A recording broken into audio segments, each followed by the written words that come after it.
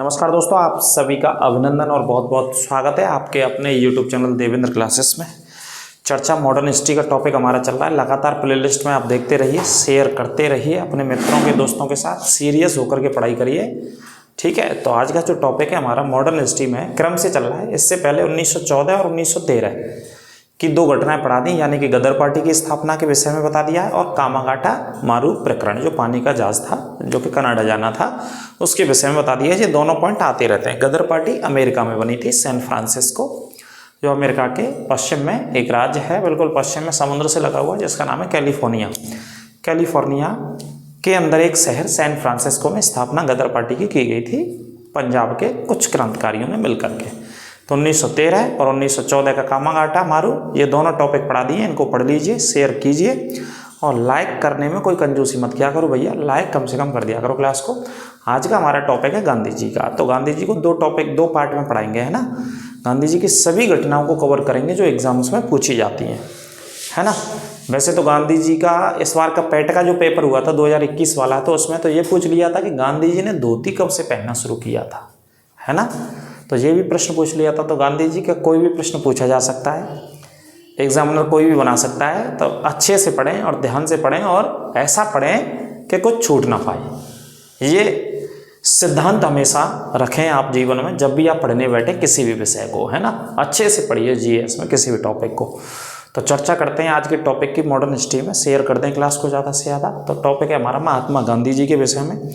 तो गांधी जी के महत्वपूर्ण चीज़ों को वन लाइन फैक्ट में फैक्ट कह लीजिए, डिटेल्स कह लीजिए, है ना। वैसे डिटेल में टॉपिक आते रहेंगे, लेकिन एक बार गांधी जी के जीवन के बारे में पढ़ा देते हैं। जैसे कि गांधी जी का जन्म 2 अक्टूबर 1869 को कहाँ पे हुआ था कंप्यूटर जी? गुजरात के काठियावाड़ा यानी कि पोरबंदर।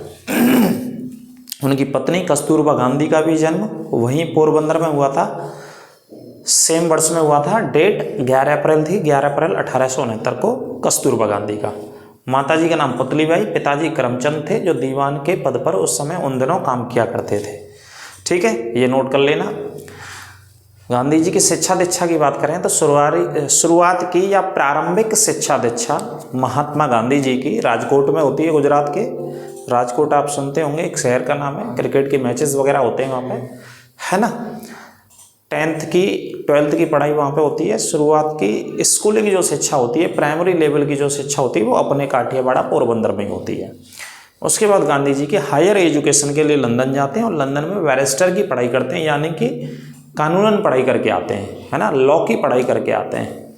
जैसे इस समय भारत में आप लॉ की पढ़ाई कह सकते हैं, लॉयर की पढ़ाई कह सकते हैं इस समय भारत में। तो ये गांधी जी का स्टार्टिंग का या प्रारंभिक चरण था गांधी जी के जीवन का। तो बाकी जो क्वेश्चंस आते हैं वो हम देखते हैं, एक एक करके नोट करते चलिएगा मेरे साथ आप। ये आपके लिए बहुत मोस्ट इंपॉर्टेंट है हर विषय के लिए। तो टॉपिक महात्मा गांधी, पूरा नाम मोहनदास करमचंद गांधी। वर्ष लिख लेना 1915, इस वजह से लिख दिया है कि 1915 में भारत लौटे थे। कहाँ पे लौटे थे? भारत लौटे थे 1915 में। कौन लौटे थे? महात्मा गांधी जी लौटे थे भारत। ठीक है। उनकी पत्नी का नाम क्या था? कस्तूरबा गांधी। माता जी का नाम पुतलीबाई था और पिता थे करमचंद गांधी जी। जन्म हुआ था साहब 2 अक्टूबर 1869 को काठियावाड़ा पोरबंदर में, है ना। और उनकी पत्नी का जन्म 11 अप्रैल 1869 को पोरबंदर में हुआ था, है ना। इनकी पत्नी की याद में एक दिवस मनाते हैं, राष्ट्रीय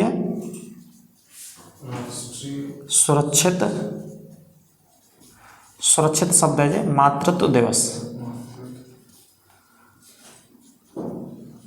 ये मनाया जाता है पत्नी जी की याद में, है ना। किसकी याद में? कस्तूरबा गांधी जी की याद में। और आप जानते हैं गांधी जी की याद में कौन सा दिवस मनाते हैं 2 अक्टूबर को? तो आप जानते ही होंगे, नहीं जानते हैं तो मैं आपको बता देता हूँ। 2 अक्टूबर को अंतर्राष्ट्रीय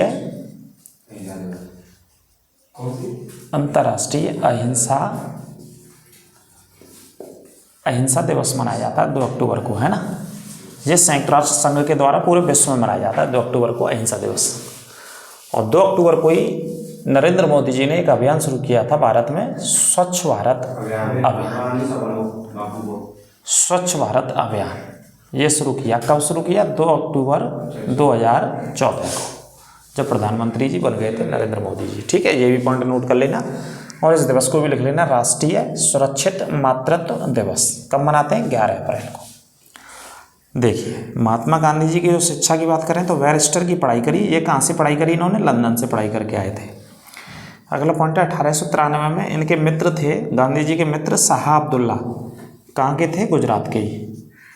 गुजरात के मित्र थे गांधी जी के शाह अब्दुल्ला का केस लड़ने के लिए कहाँ चले गए गांधी जी? दक्षिण अफ्रीका चले गए थे। ठीक है, ये शुरुआत में हम पढ़ते हैं इन पॉइंटों को। गांधी जी भाई पढ़ाई करके लंदन से इंडिया में आते हैं, भारत में रहते हैं, बॉम्बे में वकालत करते हैं और उनकी वकालत जब बॉम्बे में सफलता नहीं हो पाई, सफलतापूर्वक नहीं चल पाई, अच्छे से वकालत नहीं चल पाई, तो कहाँ चले गए? अपने मित्र का केस लड़ने दक्षिण अफ्रीका चले गए थे। ये मौका मिल गया उनको, है ना। तो गांधी जी अफ्रीका में 21 वर्षों तक रह करके आए। लगभग 21 साल गांधी जी वहाँ दक्षिण अफ्रीका में रहे। ठीक है, 21 साल रहे, केस लड़ने गए थे। केस तो गांधी जी ने लड़ा नहीं भाई, लेकिन वहाँ पे परिस्थितियाँ दूसरी थी। तो श्वेत और अश्वेत का वहाँ पर भेदभाव बहुत होता था, वाइट और ब्लैक का। वाइट और ब्लैक का जो भेदभाव था वो बहुत बड़े लेवल पे था। तो इसी को लेकर के गांधी जी ने वहाँ एक मिशन शुरू कर दिया, सत्याग्रह शुरू कर दिए थे, आंदोलन शुरू कर दिए थे। तो इसी को लेकर के, इसे ख़त्म करने को लेकर के, समाप्त करने को लेकर के, क्योंकि बहुत बड़े पैमाने पर भारतीय लोगों के साथ वहाँ भेदभाव होता था।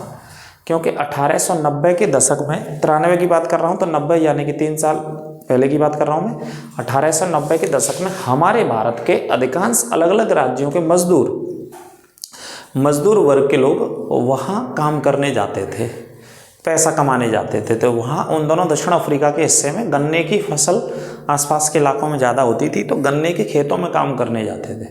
तो वहाँ उन लोगों के साथ वहाँ के निवासी, वहाँ के लोग, वहाँ के पैसे वाले, वहाँ के जमींदार, है ना, भेदभाव करते थे। किस आधार पर? श्वेत और अश्वेत, यानी कि काले और गोरे के भेदभाव के आधार पर। इस भेदभाव का शिकार गांधी जी को होना पड़ा।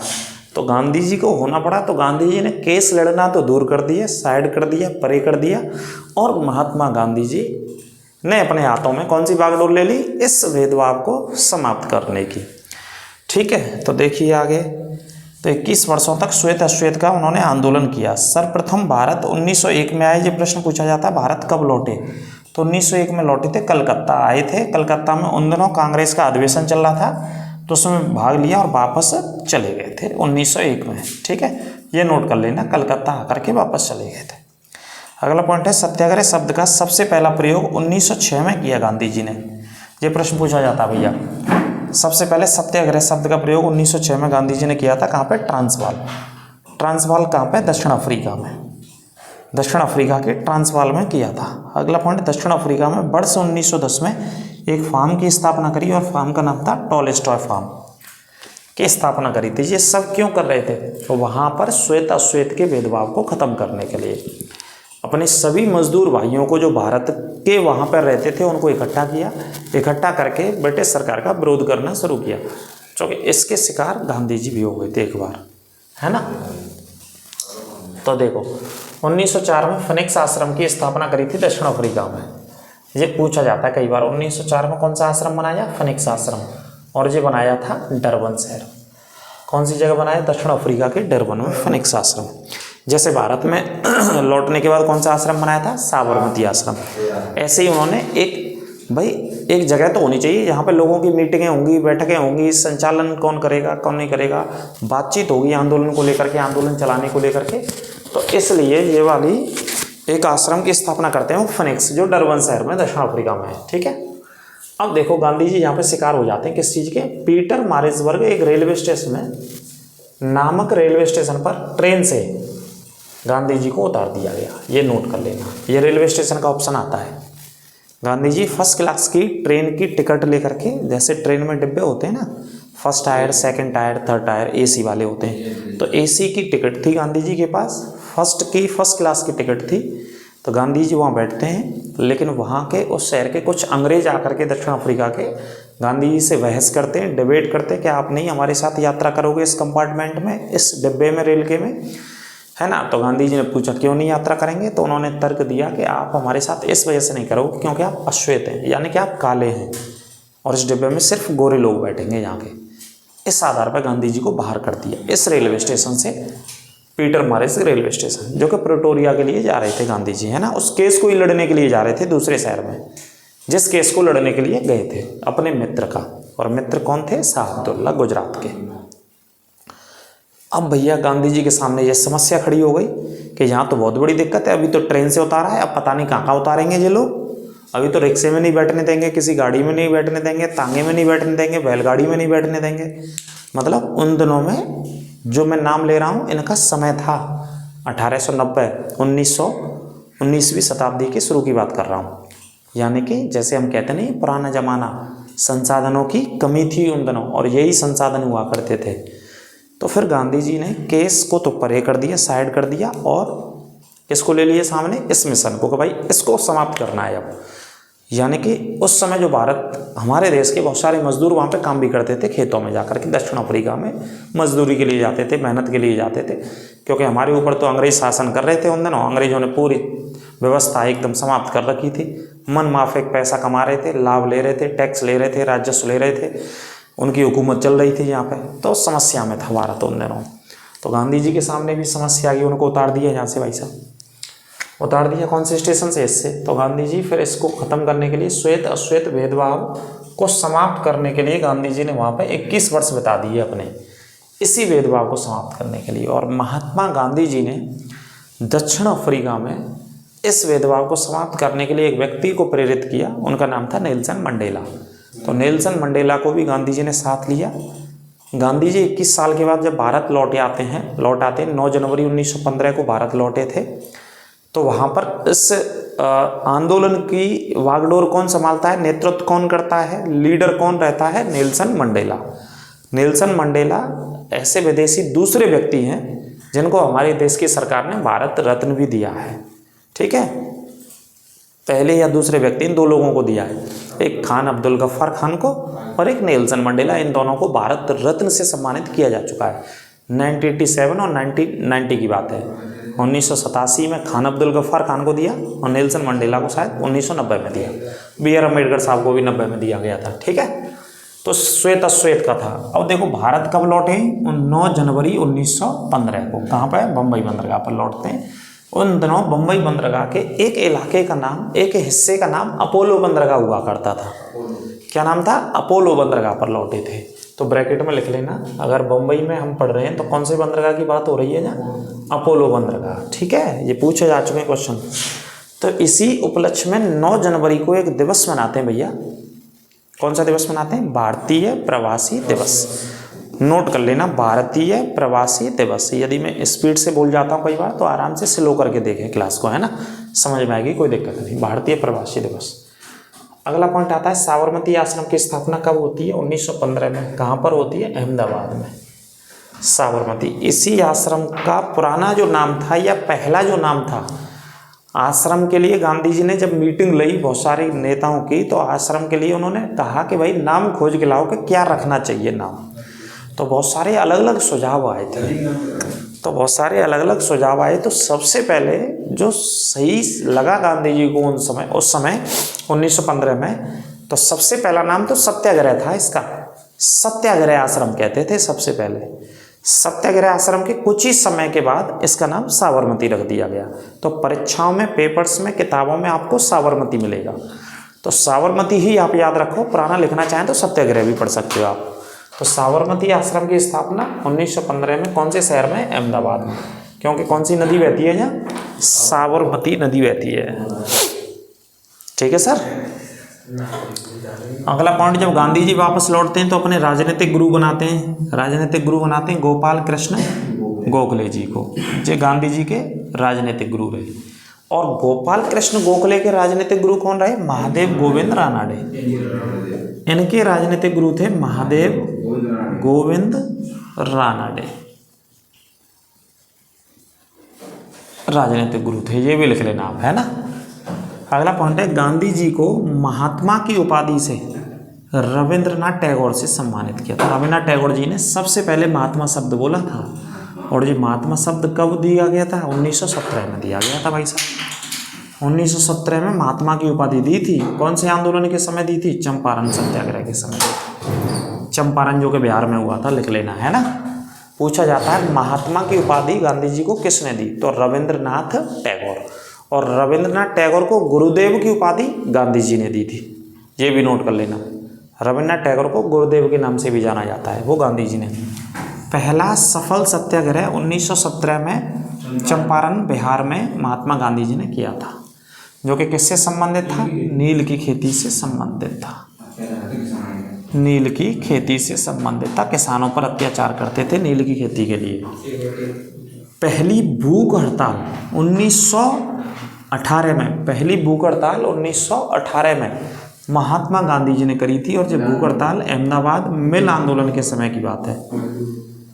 अहमदाबाद मिल आंदोलन के समय की बात है। ये पहली भूख हड़ताल करते हैं। ये भी प्रश्न, ये दोनों ही लाइन सबसे ज़्यादा पूछी गई हैं अभी तक एग्जाम्स में, गवर्नमेंट एग्जाम्स में, यानी कि सरकारी नौकरी का जो पेपर आप और हम देते हैं उनमें ये दोनों प्रश्न, पहला सफल सत्याग्रह और पहली भूख हड़ताल 1918 में भूख हड़ताल और सफल सत्याग्रह 1917 चंपारण। ठीक है। गांधी जी को राष्ट्रपिता सबसे पहले सुभाष चंद्र बोस ने कहा था। और राष्ट्रपिता कब कहा सुभाष चंद्र बोस ने? 1944 में। 44 में सुभाष चंद्र बोस देश को संबोधित कर रहे थे जब आज़ाद हिंद फौज ने उत्तर पूर्वी राज्यों से भारत पर अंग्रेजों के ऊपर अटैक किया था। तो अटैक 6 जुलाई 1944 की बात है जी।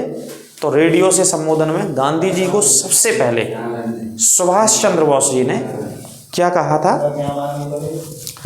उस समय सबसे पहले बोला था राष्ट्रपिता कह करके संबोधित किया था महात्मा गांधी जी को सुभाष बाबू ने या सुभाष चंद्र बोस ने। ठीक है, ये नोट कर लेना।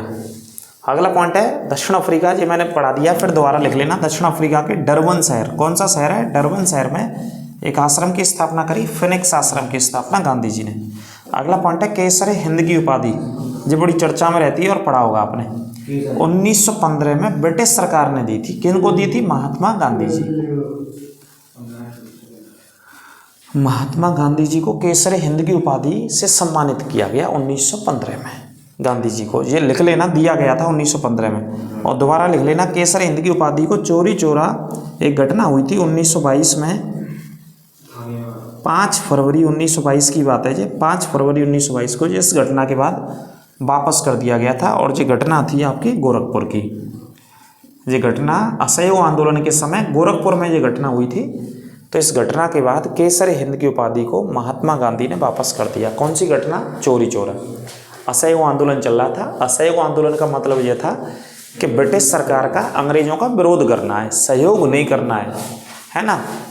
नॉन कोऑपरेटिव मूवमेंट था ये 1920 से 1920 तक, यानी कि 2 ईयर्स, अराउंड ऑफ 2 ईयर्स, 2 साल तक ये चलता रहा। गांधी जी के अगुवाई में, नेतृत्व में, वो पुरोधा थे, इसके नेतृत्वकर्ता थे गांधी जी।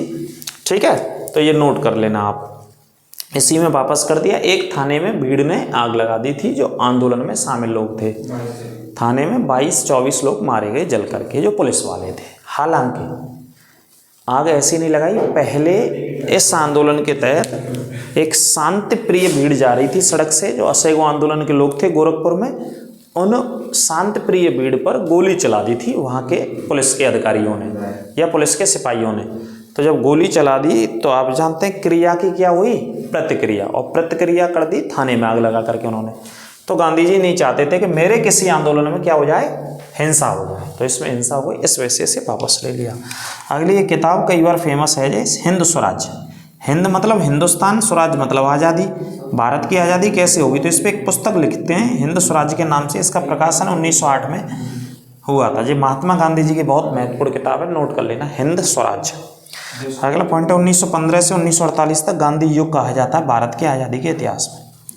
1915 से 1948 तक बोलते हैं गांधी युग के नाम से जाना जाता है, यानी कि 15 से 48 तक की घटनाओं को हम ज़्यादातर महात्मा गांधी से जोड़ करके पढ़ते हैं देश की आज़ादी में। इस वजह से गांधी युग बहुत सारे अलग अलग राइटर्स ने लिखा है। गांधी जी को एक बार जब इंग्लैंड गए गांधी जी, तो अर्धनग्न फकीर कह करके चर्चिल ने संबोधित किया। चर्चिल उस समय के वहाँ के एक राजनेता थे, ब्रिटिश के राजनेता थे, इंग्लैंड के राजनेता थे। तो उन्होंने गांधी जी को अर्धनग्न फकीर कहा था। गांधी जी गए थे दूसरे गोलमेज सम्मेलन में भाग लेने के लिए। तो 3 गोलमेज सम्मेलन हुए। 3 में से 1932 में दूसरा गोलमेज सम्मेलन था। तो इसमें भाग लेने वहाँ इंग्लैंड गए, लंदन गए। उसी समय अर्धनग्न फकीर गांधी जी को कहा गया। ये भी प्रश्न पूछा जाता है, सभी प्रश्न पूछे जाते हैं और ये सभी परीक्षाओं में आ चुके हैं। जो एक एक पॉइंट मैंने लिखा है इस क्लास में और आपको समझाया है। आपको कहीं दिक्कत शक समस्या लगी हो तो कमेंट करके आप पूछ सकते हैं कमेंट बॉक्स में। और क्लास को ज़्यादा से ज़्यादा शेयर किया करें। इसका दूसरा पार्ट भी लाएंगे, गांधी जी की और महत्वपूर्ण चीज़ों को हम बताएंगे, उनके जीवन से जुड़ी हुई और एग्जाम से जुड़ी हुई कौन कौन से प्रश्न तथ्य फैक्ट पूछे जाते हैं। बाकी के टॉपिक लगातार चलता रहेगा। हमारे चैनल के साथ आप जुड़े रहें। यदि नए हैं तो सब्सक्राइब अवश्य करें। बिल्कुल निःशुल्क हम कोर्स पढ़ा रहे हैं आपको। यूपी पुलिस या किसी भी एक दिवसीय सरकारी परीक्षा के पेपर के लिए, एग्जाम के लिए आप जो तैयारी करना चाहते हैं उसके लिए आप जुड़ सकते हैं हमारे चैनल के साथ। लगातार आपको क्लासेस मिलती रहेंगी। जीएस और संविधान के 2 टॉपिक चल रहे हैं और करंट अफेयर्स की भी क्लासेस लगातार आपको मिलती रहेंगी। तो आप सुस्त ना हो भाई साहब पेपर को लेकर के, जो पेपर दोबारा होना है ना। आईपीएल तो अगली साल फिर आ जाएगा, लेकिन 60,244 अगली साल नहीं आनी है। इस बात को आज नोट कर लेना, जो मैं लिख रहा हूँ, जो मैं कह रहा हूँ आपसे, है ना। क्योंकि अधिकांश हमारे छात्र एवं छात्राएं सभी का मन पसंदीदा गेम रहता है। तो क्रिकेट में जितना समय दे रहे हो ना, एक मैच कितने घंटे लेता है भैया? कम से कम 4 घंटे ले लेता है एक मैच। 4 घंटे, 4-5 घंटे मान लो, तो 4 से 5 घंटे किस में खर्चा कर रहा है बच्चा इस समय? मैच में खर्चा कर रहा है। और 5 घंटे खर्चा इधर कर लेगा ना पढ़ाई में, तो वो बहुत टॉप नंबर ला सकता है जो आने वाला एग्जाम होगा। लेकिन वो कब खर्चा करेगा? जब पूरा आईपीएल का फाइनल कराएगा, कायदा से विधि विधान से माला वाला डलवा के, पूरा तिलक विलक लगा के, उसके बाद देखेगा कि लाओ अच्छा पुलिस का पेपर भी होना है, चलो अब देख लेते हैं। तो तब तक समय निकल जाएगा बहुत। क्योंकि जो समय निकल गया वो वापस नहीं आता है कभी। इस बात को ध्यान रख लेना। तो एक एक मिनट, एक एक घंटा, एक एक सेकंड कीमती है विद्यार्थी जीवन में, विद्यार्थी के लिए। तो मिलते हैं अगली क्लास में। आप लगातार मेहनत करते रहिए, शेयर करते रहिए। नमस्कार, राधे राधे।